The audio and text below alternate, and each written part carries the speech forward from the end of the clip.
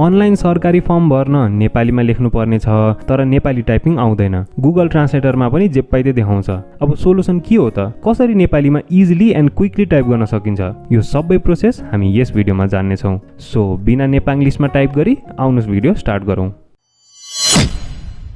आज म नेपालीमा टाइप गर्न 3वटा इजिएस्ट मेथडहरू सिकाउने छु। फर्स्टमा रहेको छ युनिकोड नेपाली टाइपिङ। यो चाहिँ एउटा अनलाइन मेथड हो जसमा नेपाली टाइपिङ एकदमै सजिलो बनाएको छ।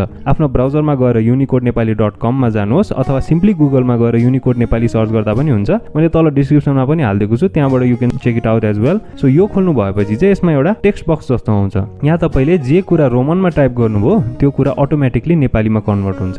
फर एक्जाम्पल के छ खबर भनेर नेपालीमा टाइप गर्नुपर्ने छ भने यो टेक्स्ट बक्समा यसरी KCHHA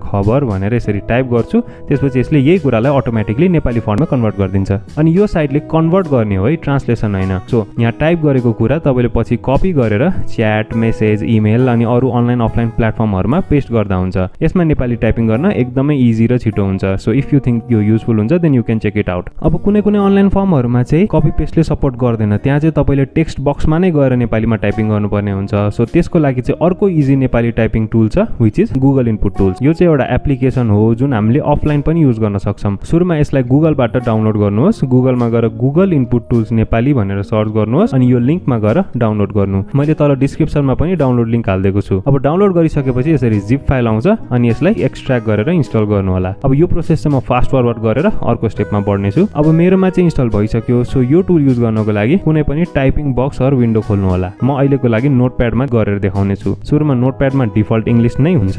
सो अब यसलाई नेपालीमा चेन्ज गर्नको लागि विन्डोज प्लस स्पेस थिच्नुहोस्। अब एउटा यस्तो अप्सन बक्स जस्तो देखाउँछ जहाँ चाहिँ तपाईले विन्डोज प्लस स्पेस थिच्यो भने एउटाबाट अर्को फन्टमा चेन्ज हुन्छ। अनि विन्डोज थिची राखेर स्पेसलाई ट्याप ट्याप गर्यो भने चाहिँ अप्सन यसरी चेन्ज भइराख्छ। अब नेपाली फन्टमा चेन्ज गरेपछि आफूले जे कुरा इंग्लिशमा टाइप गर्यो त्योसँग मिल्ने प्रोनाउन्सिएसनको एउटा लिस्टहरु देखाउँछ र यहाँबाट करेक्ट नेपाली स्पेलिङ हेरेर सेलेक्ट गर्न मिल्छ। यसरी नेपाली टाइपिङ चाहिएको बेला यो टुल पनि युज गर्न सकिन्छ। अब लास्टमा छ माइक्रोसफ्ट भाषा। गुगलमा गएर भाषा माइक्रोसफ्ट सर्च गरी फर्स्टमा आएको लिंकलाई क्लिक गर्नुहोस् अनि तल देखाएको ल्याङ्ग्वेजेसहरुको लिस्टमा नेपाली भनेर अप्सन देखाउनेछ। सो त्यसलाई डाउनलोड गर्नुहोस्। यो पनि जिप फाइलमा आउँछ। सो यसलाई पनि अघि जसरी नै एक्सट्र्याक्ट गर्ने, इन्स्टल गर्ने। मेरोमा चाहिँ पहिल्यै एक्सट्र्याक्ट भएर आइसकेको